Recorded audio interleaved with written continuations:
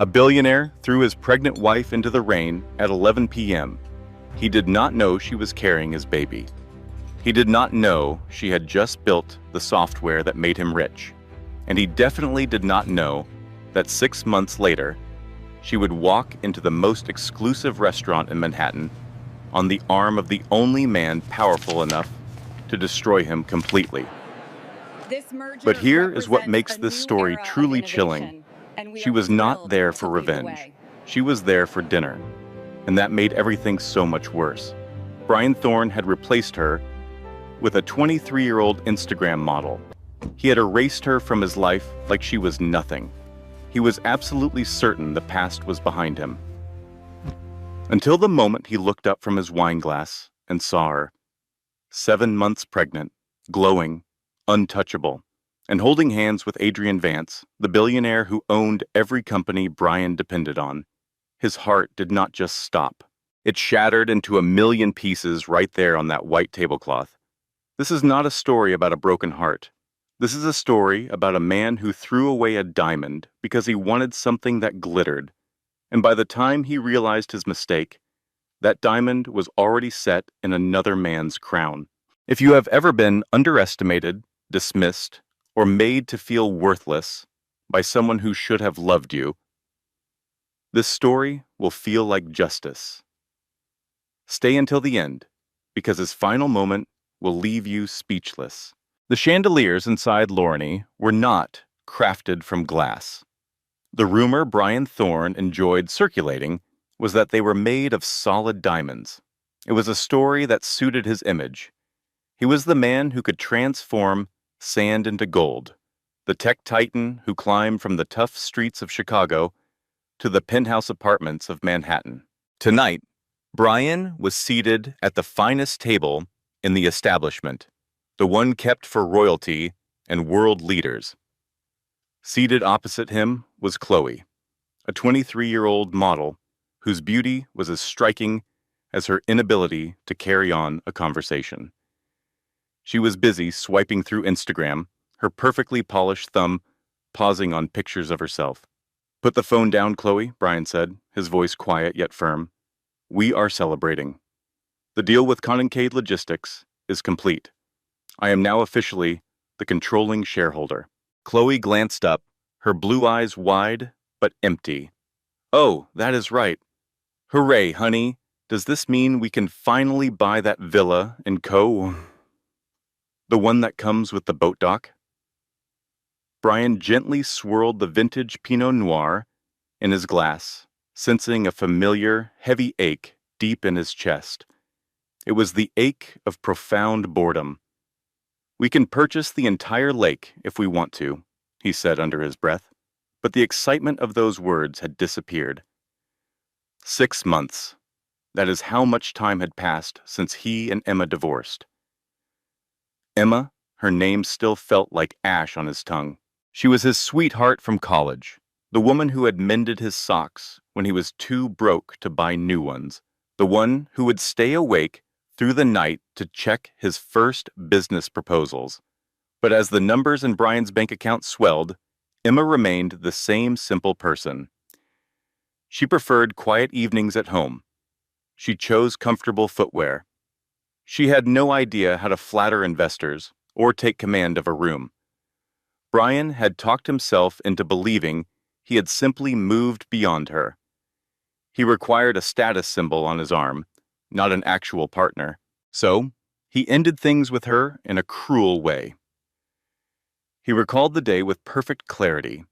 He presented her with divorce papers and a check, informing her that she no longer fit into his future. She did not yell. She did not smash a vase. She just stared at him, her eyes filled with a soul-crushing sadness, and whispered, "You will understand the cost of this, Brian," before she walked away into the pouring rain. "Brian, you are daydreaming," Chloe complained, tapping her fork on the rim of her wine glass.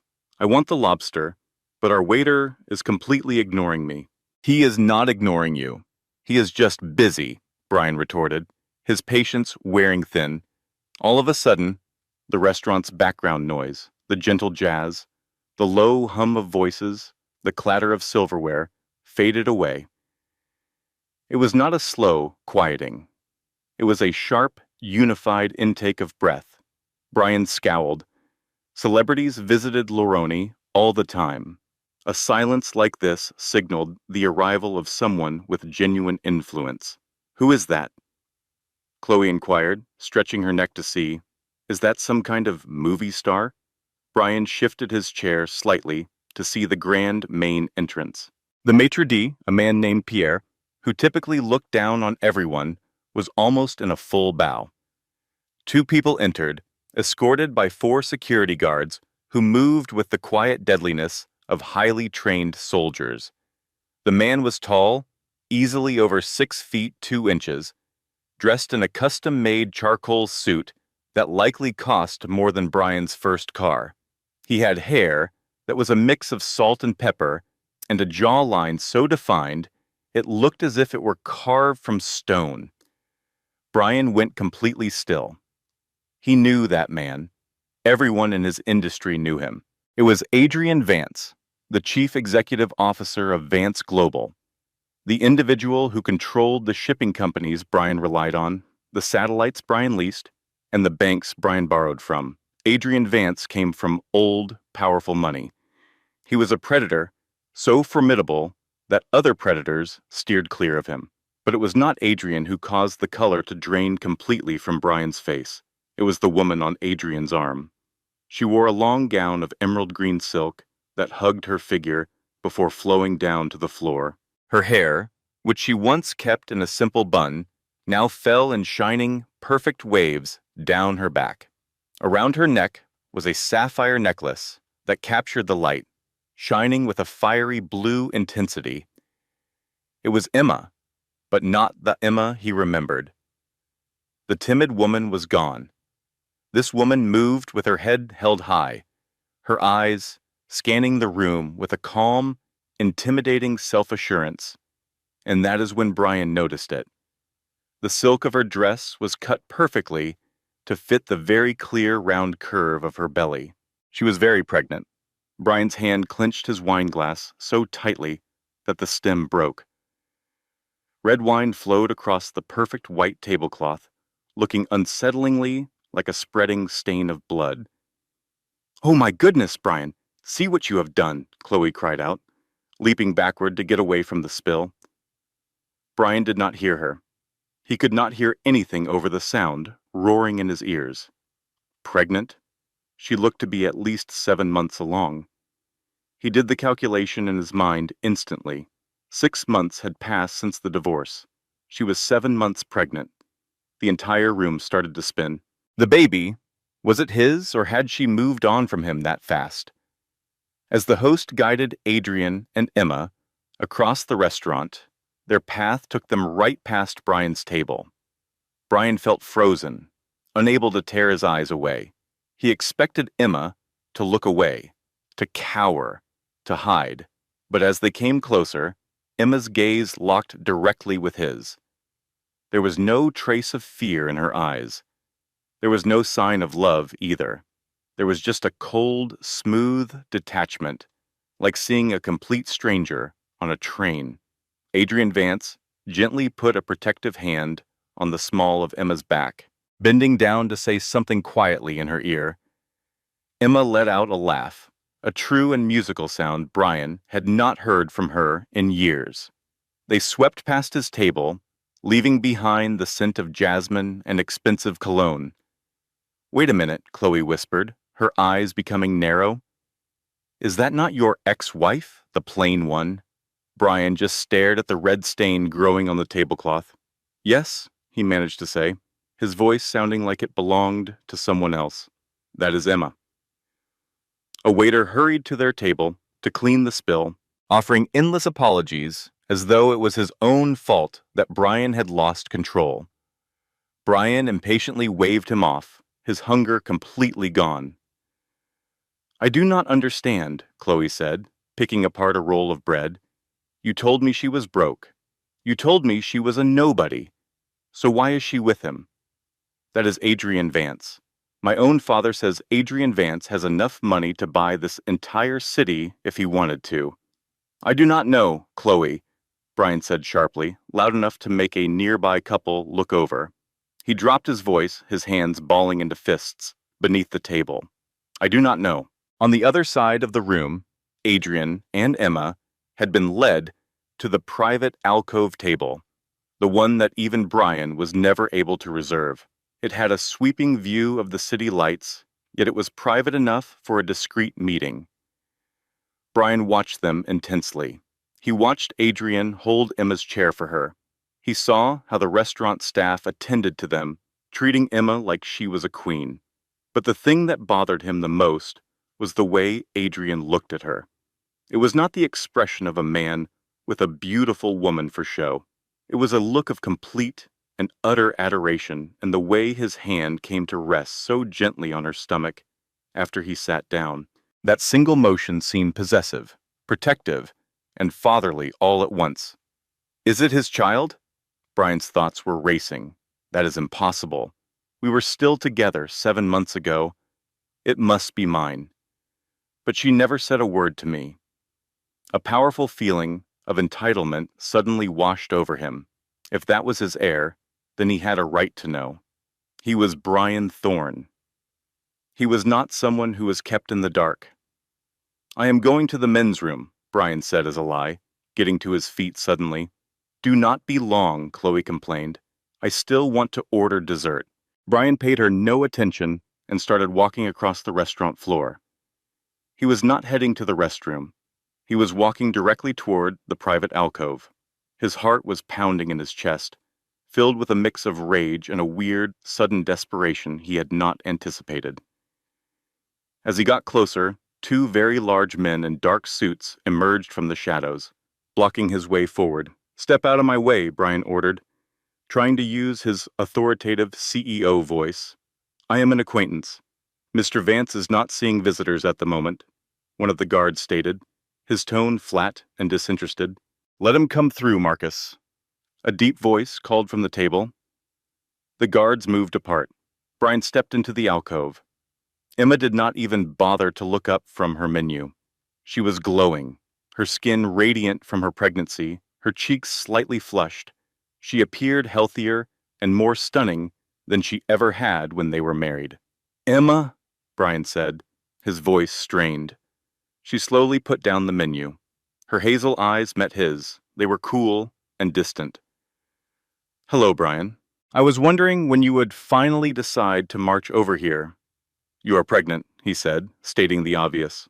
Observant as you have always been, she answered, her voice full of sarcasm. Is it? Brian looked over at Adrian, who was observing him with a smirk that was both amused and predatory while he sipped his scotch. Brian's gaze returned to Emma's stomach. Is it mine? Emma let out a short, disbelieving laugh. Yours, Brian? You surrendered the right to ask me that question on the night you threw me out of our home at 11 p.m. because you said I lacked vision. If that is my child, I have rights, Brian hissed, taking a step forward. I have lawyers who can... Sit down, boy. Adrian Vance spoke.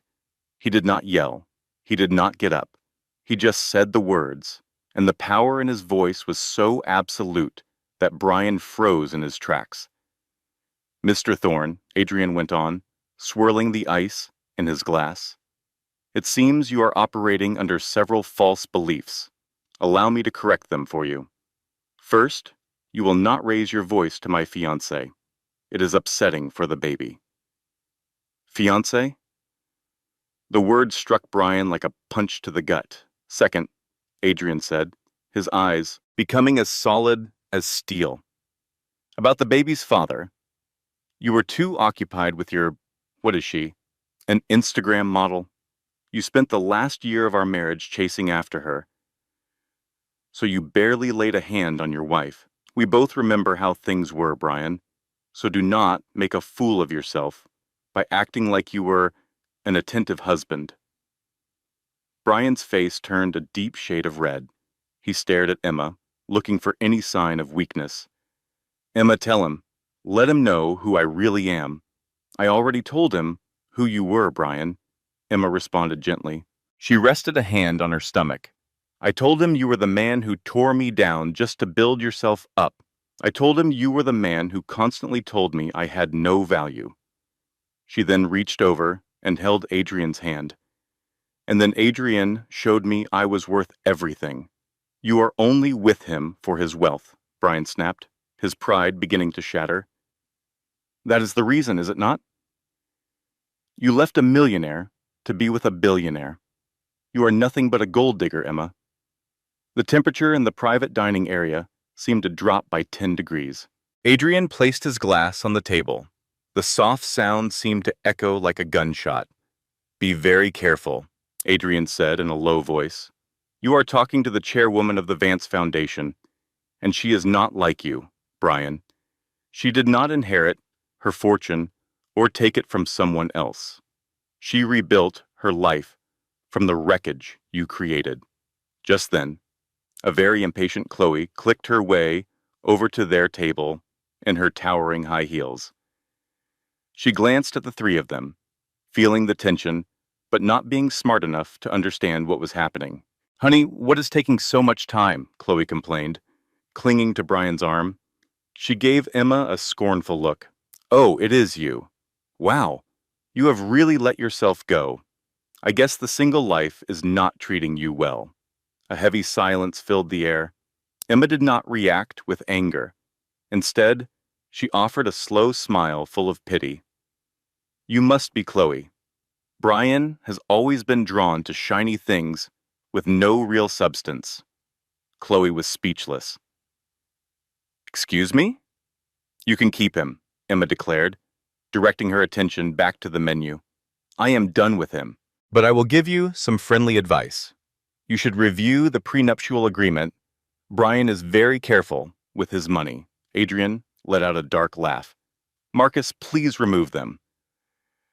They are spoiling my dinner. The security guard moved toward them. His large frame was intimidating. This is not finished, Emma, Brian growled as the guards guided him away. You cannot keep my child away from me. I will ruin you in court. Adrian Vance rose to his feet. He seemed to loom over Brian. He leaned in close, his voice a quiet threat near Brian's ear. If you dare to sue her, if you attempt to bother her, or if you so much as glance her way again, I will do more than just sue you, Brian. I will purchase your company, sell it off a piece by piece, and you will have nothing left except for that inexpensive suit you are wearing. Do not challenge me. Brian backed away. He had no other option. He returned to his table, with Chloe complaining in his ear about their rudeness. But Brian was not listening. He took his seat, gazing at the empty chair where his future was supposed to be sitting. He watched Emma sharing a laugh with a billionaire, pregnant with a child, who could be the heir to 2 fortunes. And in that moment, for the very first time, Brian Thorne felt insignificant. But the evening was not nearly done. As Brian motioned for the bill, eager to get away, he noticed a man in a gray suit nearing Adrian's table. He was a court official. Brian froze. Was someone suing Adrian? No. The man continued past Adrian and came directly to Brian's table. Brian Thorne? The man inquired. Yes. You have been served, the man stated, placing a thick envelope on the table beside a wine stain. Brian quickly opened it, his hands trembling. This was not a legal notice from Adrian. It was from Emma. Plaintiff, Emma Vance Cross. The subject was the theft of intellectual property related to the Thorne algorithmic model. A chill went down Brian's spine. The algorithm, the programming that had earned him his first $1 billion. The programming he took credit for. The programming Emma had actually created for him in their college apartment 10 years earlier. This was not just about getting even. She wanted to take it all. The morning light streamed through the glass walls of Brian Thorne's office, but it offered no comfort. The room was cold, with a sterile feeling that matched the tense atmosphere among the 3 men at the mahogany table. Brian sat with his face in his hands. Across from him sat Marcus Sterling, his top lawyer, a man who typically charged $500 an hour to look uninterested, but today he looked truly frightened. "Please tell me this is some kind of sick joke, Sterling," Brian said under his breath, pushing the legal papers across the table. She was an English major. She just checked my emails for spelling. She did not create that code. Sterling took off his glasses, and a drop of sweat ran down his forehead. "Brian, our digital forensics team has examined the source code for the Thorne algorithmic model, which is the core of your company. They discovered something hidden deep inside the core programming, some hidden data." "So what?" Brian demanded. Sterling pressed a button on his computer, showing an image on the wall. It was a long line of code, but tucked inside were personal notes from the programmer to Brian. "So you can finally get some sleep tonight, love, E." Brian just stared at the projected image. The memory struck him with the force of a punch. It happened 7 years ago. He was about to fail his final exams because his program kept failing. He had fallen asleep, completely exhausted, on their small sofa. When he awoke, the program was working perfectly. Emma was there with a fresh cup of coffee and a weary smile. She mentioned she had tinkered with it a little. He thought she had simply corrected a small error. He never imagined she had rebuilt the entire system from the ground up. "It is even worse than that," Sterling said, his voice low. "The legal papers state that she registered the copyright for this exact system using the name Ghostwriter 3 days before your company launched. She is the legal owner of the intellectual property, Brian, and she is requesting an emergency court order to shut down your servers until an agreement is made." "Shut us down?" Brian jumped up, sending his chair flying. "If our servers are offline for 1 hour, our stock will fall by 10%. If they are offline for good, Thorn Tech will be out of business in a week." "Then you have to make a deal," Sterling stated with a serious expression. "Offer her anything she desires: money, company shares, a public apology. Because if this ends up in court, she has all the digital evidence and Adrian Vance's entire legal department supporting her. They will completely destroy us." Brian went to the window and gazed out at the city he believed was his. His phone vibrated. It was a message from Chloe. It read, "Honey, my credit card was just rejected at Gucci. You need to handle this now. Everyone is looking at me." Brian hurled his phone at the wall, and it broke into pieces. He could not afford to lose his company. He was Brian Thorne. He was a brilliant innovator. He was not a fake who succeeded because of his wife's work. "Where is she now?" Brian asked, facing Sterling again. "She is the host of the Silver Gala at the Metropolitan Museum this evening," Sterling answered. "It is an event to raise money for single mothers. The tickets cost $20,000 a person." "Get me a ticket," Brian commanded. "Brian, if you go near her, it would be a violation of the restraining order." I said, "Get me a ticket," Brian yelled. "I am not going to bother her. I'm going to make her remember that she once loved me. Emma is a kind person. She is driven by her feelings. If I can get her by herself, away from Vance, I can calm her down. I can convince her to stop this." Sterling seemed unconvinced, but he took out his phone. "I will see what I can do. But Brian, she does not seem so soft anymore." The Metropolitan Museum had been turned into a dazzling spectacle of silver and white. The most powerful people in the city, including politicians, wealthy heirs, and tech billionaires, moved through the grand halls with glasses of champagne. Brian came by himself.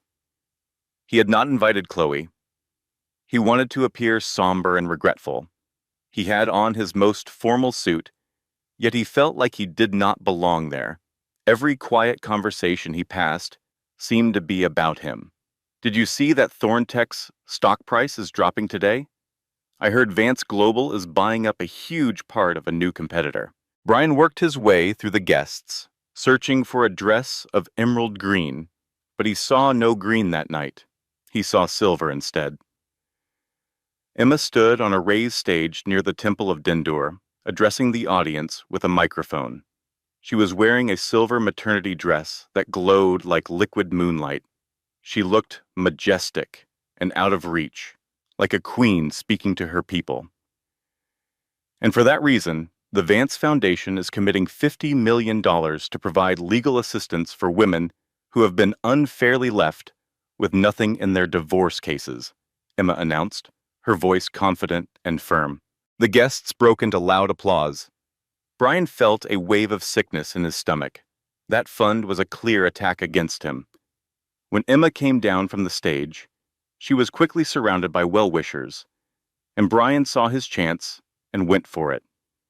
He navigated his way through the gathering, paying no attention to the disapproving looks from people he had ignored before. "Emma," he shouted, right as she was being led away by her security team. She paused. The people around them moved aside, sensing the unfolding drama. This was the confrontation everyone had been whispering about. Emma turned around slowly. For a change, Adrian was not with her. He was on the other side of the room, talking to a senator. This was Brian's opportunity. "Brian," she said, her face gave nothing away. "You purchased a ticket. How thoughtful of you. I will consider that $20,000 a down payment on the alimony you still owe me." The mention of alimony caused a few people to laugh quietly.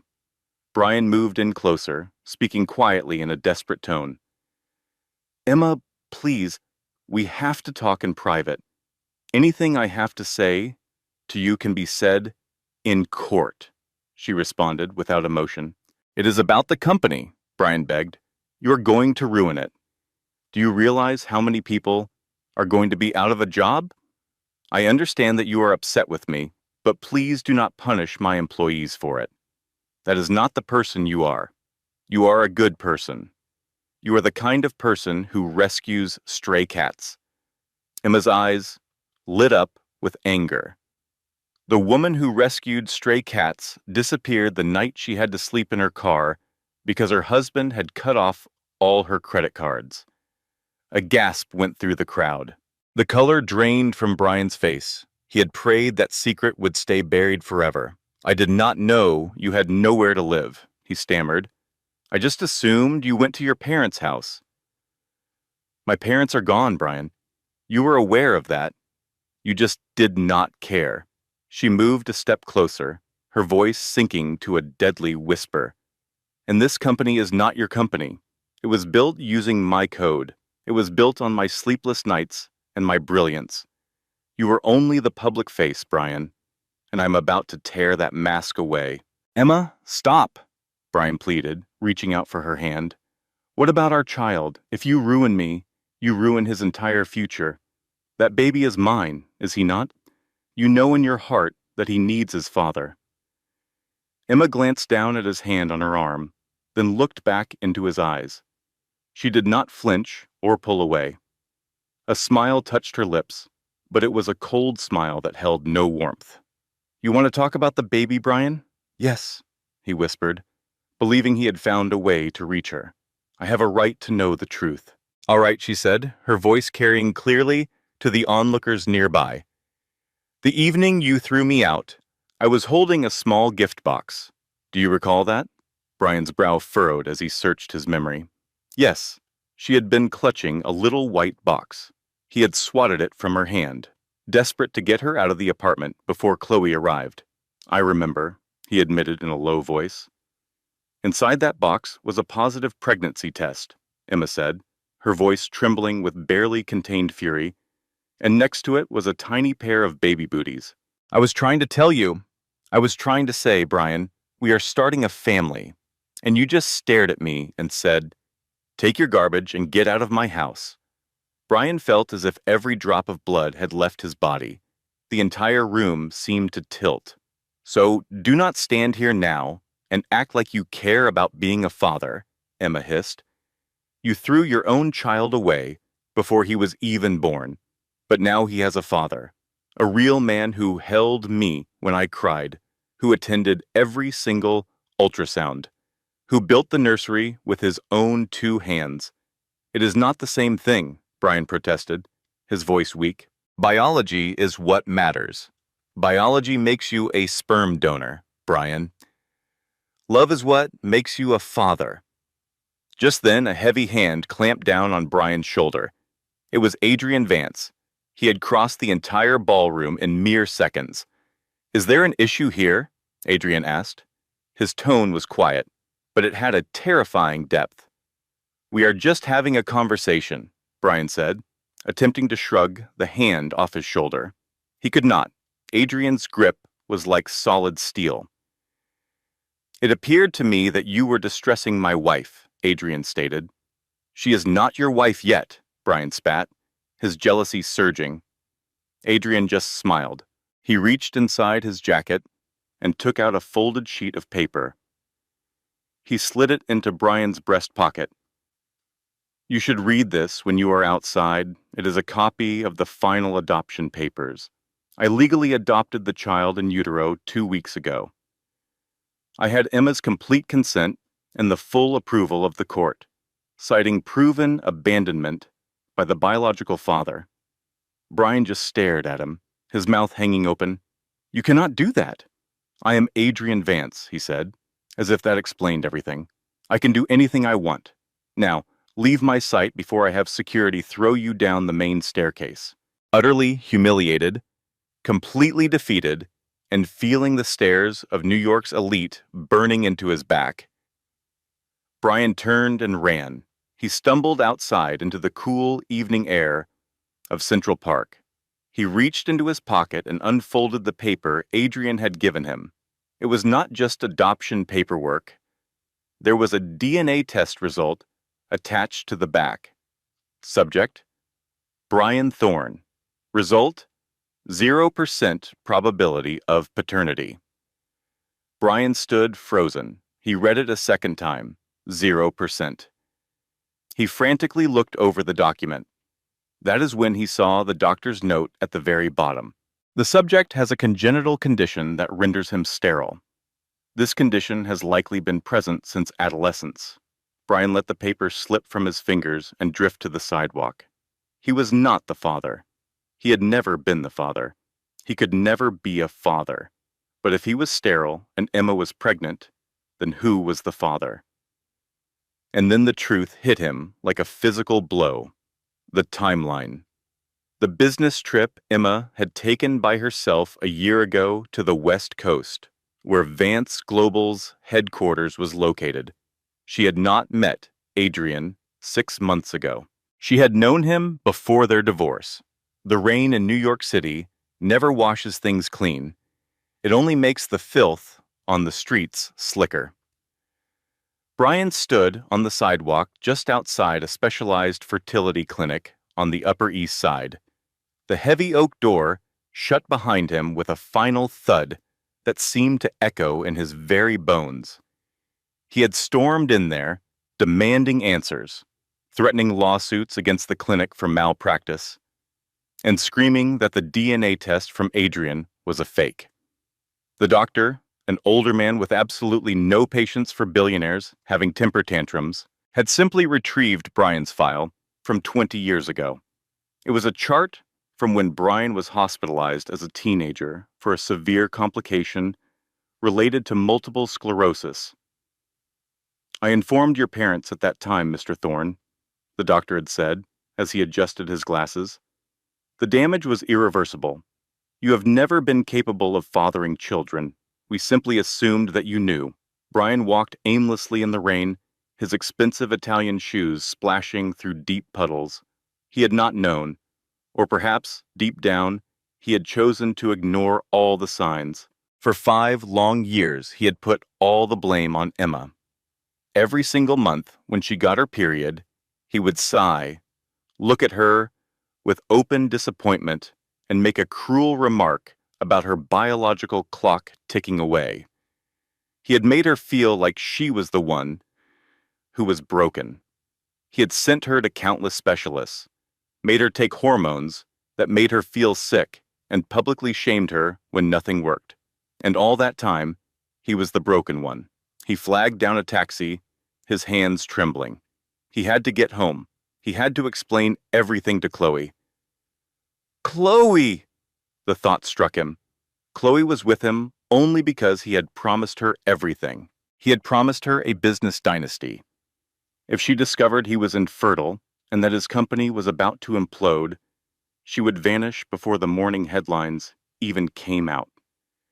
He walked into his penthouse, completely soaked. The entire apartment was a disaster.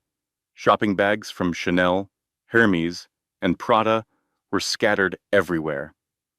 Chloe was on the sofa, surrounded by open boxes, shouting into her phone.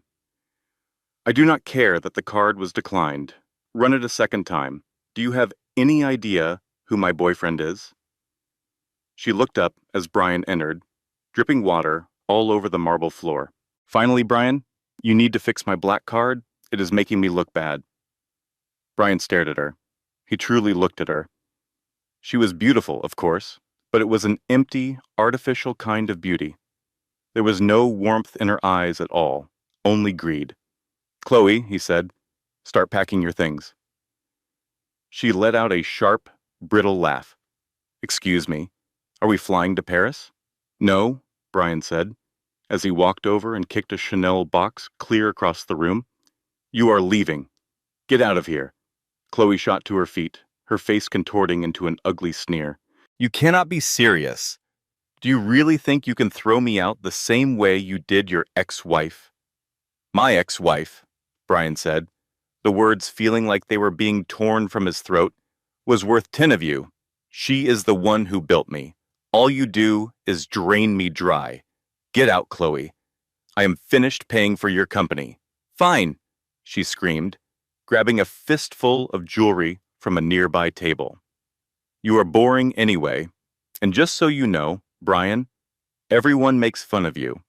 You think you are some kind of king, but you are nothing more than a walking ATM. And I heard all about the lawsuit.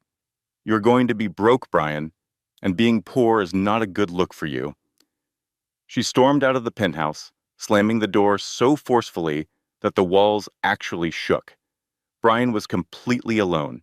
He poured a drink and stared out at the glittering city lights. He had ruined his marriage for a woman who never loved him. He had lost the one person in the world who had ever truly had faith in him. But then, his sadness began to transform into something far darker. A cold, vicious anger started to swell inside him. Emma knew. She must have known all along. If she was pregnant now, and the baby was not his, and he was sterile, it could only mean one thing. She had cheated on him. The timeline kept bothering him. They had been divorced for 6 months, but she was 7 months pregnant. She had slept with another man while they were still married. Brian laughed. A strange, manic sound. Saint Emma, the woman who acted so perfect and pure. She was an adulteress. He grabbed his phone. He dialed a number he had not called in years, a slimy tabloid reporter named Barry who owed him a big favor. Barry, Brian said, his voice slick and dangerous. I have a major scoop for you. I have the real story behind the Adrian Vance and Emma Cross romance. It is about how the billionaire stole another man's wife and how Saint Emma was carrying another man's child while she was still sleeping in her husband's bed. That is pure dynamite, Brian, Barry said, his voice full of glee. But do you have proof of the timeline? The baby is all the proof we need, Brian lied.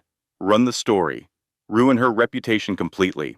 If she wants to sue me for my company, I will make sure she is too humiliated to even show her face in a courtroom. Brian ended the call. He felt a sick sense of triumph. If he was going to be ruined, he would drag everyone else down with him. The headline the following morning was absolutely brutal. Billionaire's baby scandal. Did Adrian Vance steal his pregnant mistress from a heartbroken husband?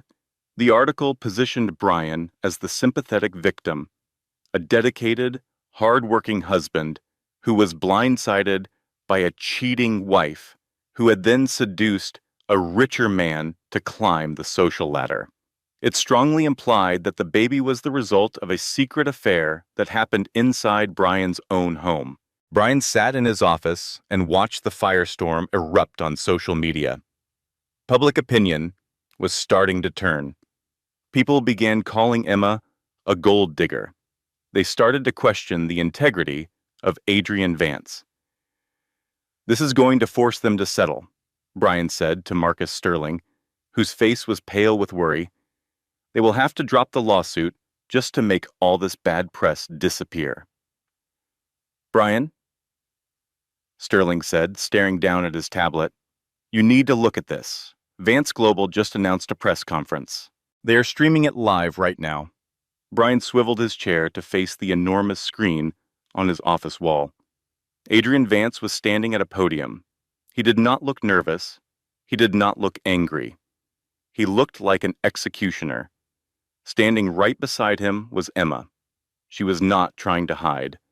She looked directly into the camera, and her expression was absolutely fierce. "This morning," Adrian began, his powerful voice filling the room through the speakers, "a desperate man attempted to use the media to bully a pregnant woman.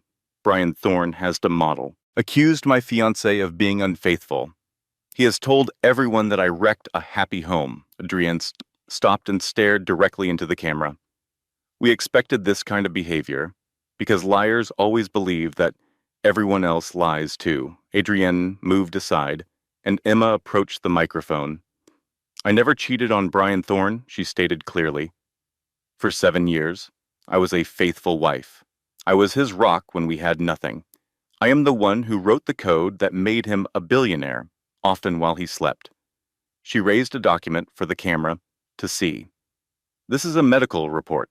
It is from the Mayo Clinic and is dated 8 months ago, which was 1 month before Brian divorced me. It proves that I went through a single round of IVF treatment using a donor." Brian froze in place. "IVF? I did this?" Emma's voice trembled just a little as she continued.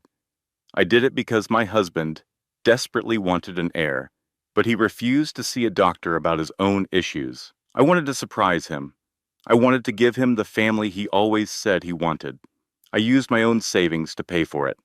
I went through all the injections by myself." A deep silence filled the room on the screen, and the same silence fell over Brian's office. "I learned that the procedure was a success on the very same day that Brian served me with divorce papers," Emma said, as a single tear finally rolled down her cheek. "I tried to explain it to him. He refused to listen. He threw me out of our home. I was pregnant, homeless, and utterly alone. That was the moment Adrian Vance found me. He did not steal me from you, Brian. You threw me away. He simply picked up the treasure that you were too blind to recognize." Adrian returned to the microphone. "Regarding the business, Mr. Thorne appears to have forgotten a critical detail about the ghostwriter software that he stole." Brian felt his stomach plummet. "Emma did not just write the original code," Adrian explained with a grim smile. "She also protected it. There is a fail-safe program embedded deep within the system. It is a kill switch. It was designed to activate if the unauthorized user, Brian, attempted to alter the core files. According to our logs, his technology team did exactly that this morning, trying to erase the evidence of his theft." Adrienne glanced at his watch. "The kill switch activates in 3, 2, 1. Back in Brian's office, the overhead lights flickered. Then, the steady hum of the servers throughout the building went silent. Brian's computer monitor turned black. "Sir!" his assistant screamed as she burst into the room. "The platform is gone. The application is gone. Everything has gone offline. The code, it has vanished. It is deleting itself from the servers." Brian slammed his fists on his keyboard in a panic. It was useless. There was only a black screen with a small green text blinking in the corner. Error, user unauthorized. Goodbye, Brian. On the television screen, Adrian Vance leaned toward the microphone. Thorntech is, for all intents and purposes, a hollowed-out company with zero assets. Its stock is currently in a complete nosedive. I have also reached out to the SEC to provide them with evidence of Brian Thorne's embezzlement of company money, which he used to finance his mistress's lavish lifestyle. Adrianen's gaze was as cold as steel. Checkmate, Brian. The broadcast ended. Brian just sat in the dead silence of his office. Then his phone started ringing. It was the board of directors, followed by the SEC, followed by his bank. He ignored the calls. He walked over to the massive floor-to-ceiling window and gazed down at the streets of Manhattan. He had always wanted to be a king. He had always wanted people to fear him. He had finally gotten his wish. He was now feared, but only as a cautionary tale. He watched a black SUV pull up to the street far below. He saw a small figure, wearing a green coat, get into the vehicle, with a tall man helping her. Even from that high up, he could see the tenderness in the man's gesture. Emma. She had won. She had done more than just defeat him. She had completely erased him. Brian collapsed to the floor. The silence of his empty office felt like a crushing weight pressing down on him. He reached into his pocket and took out an old, crumpled photograph he had carried in his wallet for years. It was a picture of him and Emma in their college dorm, sitting on the floor eating pizza and laughing. They had been broke, but he had looked genuinely happy. He understood now, with the full weight of his utter ruin crashing down on him, that moment was the wealthiest he had ever been, and he had thrown it all away for a diamond chandelier that was not even real. In the business world, 3 years is an eternity. In 3 years, new companies are born, empires crumble, and names that once lit up the headlines are forgotten and swept away. But for Brian Thorne, those 3 years felt like 300 years. His downfall was not quick. It was not the clean, swift end he had almost wished for when his office screens went dark. Instead, it was a slow, painful dismantling of his life. The SEC investigation lasted for 18 months, a public humiliation that stripped away every last piece of dignity he had. The penthouse was the first thing to go, followed by the cars and then the art. He clearly remembered the day the federal agents came to seize his watch collection. He just stood there as a man in a cheap jacket handled his Patek Philippe, the one he had bought after making his first $10 million, and dropped it into an evidence bag like a piece of plastic junk. That was the day Chloe left him. She did not even bother to pack. She just ordered an Uber, gave him a look completely empty of affection, and said, "You are bad for my brand, Brian." Now, 3 years later, Brian was shivering on a sidewalk on East Wacker Drive in Chicago. The wind coming off the lake was a brutal attack, a sharp, wet cold that cut right through the thin material of his polyester uniform. He was no longer Brian Thorne, the tech visionary. He was just Jules, the lowest-ranking valet at the Grand Plaza Hotel. "Hey, Jules, snap out of it." The voice belonged to Manny, the 20-year-old captain of the valets, who spent his shifts vaping and scrolling through TikTok. Manny had no idea who Brian used to be. To Manny, Brian was just the quiet, graying man who was not fast enough on the sprints to the garage and whose hands shook too much when he handled the keys. "I am awake," Brian mumbled, stamping his feet to try and bring some feeling back into them. His cheap shoes were leaking. The icy slush from the street had soaked his socks hours before. "It is a big night tonight," Manny said, exhaling a cloud of strawberry-flavored vapor into Brian's face. "The Future of Tech Gala. We have got very important people showing up all night. Do not scratch anything, old man. These cars are worth more than you will ever be." Brian winced. The Future of Tech Gala. 5 years ago, he had been the main speaker at this exact event.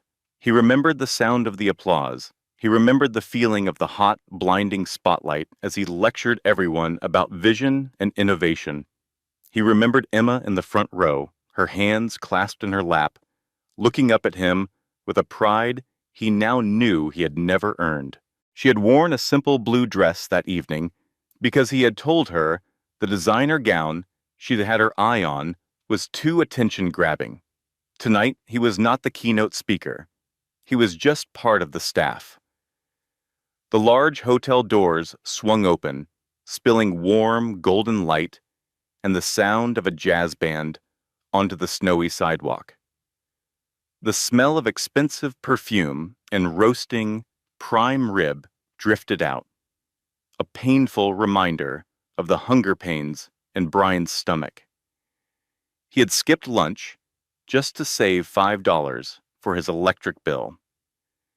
The guests started to exit the hotel. Brian saw faces he knew. Marcus Sterling, his former lawyer, was there, laughing with a new, wealthy client. Sterling looked straight past Brian while handing him the claim ticket for a Mercedes. Brian accepted the ticket with his head down, the bill of his cap hiding his face. He brought the car around, took a $2 tip without saying a word, and watched as Sterling sped off. It was a unique form of torture, being completely invisible in a world where he had once been treated like a god. "Pay attention," Manny hissed, adjusting his jacket. "We have a big shot arriving. Private car, blacked out Escalade. That is the Vance security team." Vance, the name struck Brian like an electric shock. The air caught in his throat. He felt an urge to run. He wanted to fake an illness, hide in the employee break room, or just melt into the pavement. Anything to avoid being here right now. But he was stuck. His feet felt cemented to the ground, held in place by a mix of pure fear and a dark, self-destructive curiosity. The huge black vehicle pulled up to the curb with two security cars right behind it. It did not just look like a car, it looked like a rolling fortress. The engine produced a low, powerful rumble that made Brian's teeth chatter. "Jules, get the door," Manny ordered, distracted by his attempts to flirt with a socialite wearing a fur coat. Brian moved forward. His hands were shaking so much that he had to quickly clasp them behind his back to try and control them. He walked toward the rear passenger door. He could see his own reflection in the dark-tinted window, a thin, hollow-faced man with gray stubble and haunted-looking eyes. At 35, he looked 20 years older. He reached out and pulled the heavy door handle. The door opened smoothly, releasing a wave of warm air. It smelled of rich leather, cedar, and jasmine. The first thing he noticed was a shoe. A perfectly polished, handmade Italian Oxford. Adrian Vance emerged from the car. The years had been very good to Adrian. If anything, time had only enhanced his commanding presence. He looked broader, and his salt and pepper hair was cut in a precise military style. He moved with the casual confidence of a man who owned every room he entered. He paid no attention to the valet. He turned back toward the car and offered his hand. "Be careful, my love. It is slippery out here." A hand reached out to take his. It was a hand Brian knew better than his own. He knew the shape of those fingers and the delicate curve of that wrist. He remembered how that hand felt when it used to soothe his forehead when he was sick. He remembered how it felt scrubbing dishes in their first cramped apartment. Emma stepped out of the car. Brian felt all the air rush out of his body. She was breathtaking. The timid, quiet woman was gone. The woman who stood before him was a queen. She was wearing a floor-length gown made of deep red velvet that perfectly fit her form, covered by a white coat that looked like freshly fallen snow.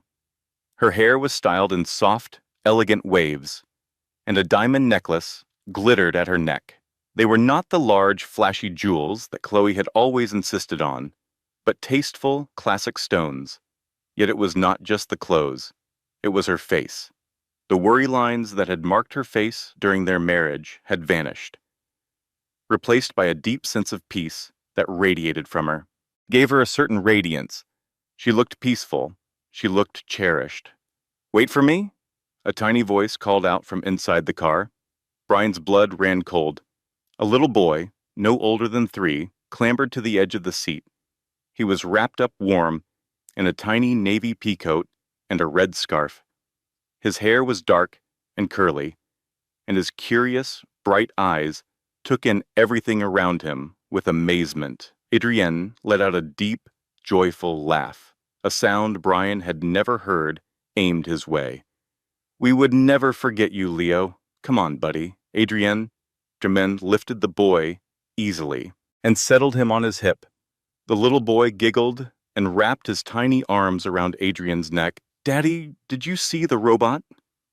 the boy asked, his voice full of excitement. "The one that had lasers?" "I sure did," Adrian answered, kissing the top of his son's head. "But I have a feeling you were a bigger fan of the dessert table." "I love cookies," Leo announced, with great seriousness. Emma chuckled, gently wiping a snowflake from the boy's nose. "You are 100% your father's son, a love for sweets and a fascination with lasers. Your father's son." Those words ricocheted inside Brian's mind, rattling around in the hollow space where his soul used to be. His father's son. Leo was not Brian's child. He could never have been. The DNA results had been the final, crushing blow to his pride. The test proved he was sterile. He was a biological dead end. All that talk about his legacy, about building a dynasty, about the Thorne family name, it was all just a pathetic lie. The true legacy was standing right there before his eyes. A joyful, healthy little boy being raised by a man who earned respect without ever having to demand it. Brian just stood there, by the car door, completely frozen. He knew he was supposed to shut the door. He should have just stepped away and disappeared into the background. But he found it impossible to tear his eyes away from the child. The boy had Emma's nose. He had her smile too. Then, all of a sudden, the little boy's gaze shifted to him. Leo's eyes met Brian's. The child saw no failure. He saw no washed-up fraud. He only saw a man wearing a funny hat who was standing out in the snow. "Hi," Leo said, giving a little wave with his mittened hand. The simple sound of the boy's voice broke what was left of Brian's self-control. Hot tears welled up in his eyes instantly. He tried to form a word, to say hello back, but his throat felt tight and closed. Emma turned her head. She looked where her son was looking. Her gaze fell upon the valet. For just a second, the world stood still. Snowflakes drifted down silently. The sounds of the city seemed to disappear. Then, the realization slowly crept into her expression. It was not a dramatic moment. She did not gasp. She did not clutch her pearls in shock. Her eyes just widened ever so slightly. She saw the cheap uniform, the soaked shoes, the graying hair, and the name tag that said Jules. Brian prepared himself. He was waiting for the sneer. He was waiting for her to laugh. He thought she would tap Adrienne on the shoulder and say, "Look at that, honey. Look what we found." A part of him almost wished she would. He had earned her anger. Anger would at least mean he still had some importance to her, even if it was negative. But Emma showed no anger. Instead, her face softened. Her shoulders relaxed just a little. She gazed at him with a deep and overwhelming sadness. It was the same look you would give a stray animal that has been hurt too often to trust anyone. It was simple pity, pure detached pity. She never said his name. She gave no sign of their shared history. She did not ask how he was doing. She just turned her attention back to her husband and her son. "It is getting cold, Adrian," she said in a quiet voice. "We should get Leo inside the jet." He is starting to shiver. Of course, Adrian agreed. Then he turned toward Brian. Adrian had no idea who he was. For Adrian Vance, Brian Thorne was just a minor detail, a forgotten bad guy from the early days of his relationship with Emma. He was so unimportant that his face did not even seem familiar. "Excellent service," Adrian said. His tone was businesslike but still polite. He reached inside his coat pocket and took out some cash. He pushed the bill into Brian's hand. "Try to stay warm," Adrian added. Brian glanced down at his hand. It was a brand new, crisp, $100 bill. The face of Benjamin Franklin seemed to stare back, making fun of him. "Thank you, sir," Brian managed to whisper. His voice was so hoarse and broken that he barely recognized it himself.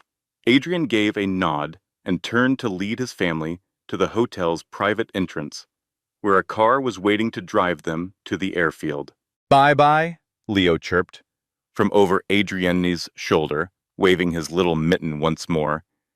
Brian lifted a trembling hand and gave a tiny, feeble wave in return. "Goodbye," he mouthed silently. He stood and watched as they walked away. He watched Adrienne lean over to whisper something in Emma's ear, and he saw Emma rest her head on Adrian's shoulder. They moved together like a single unit, a strong, impenetrable circle of warmth and affection.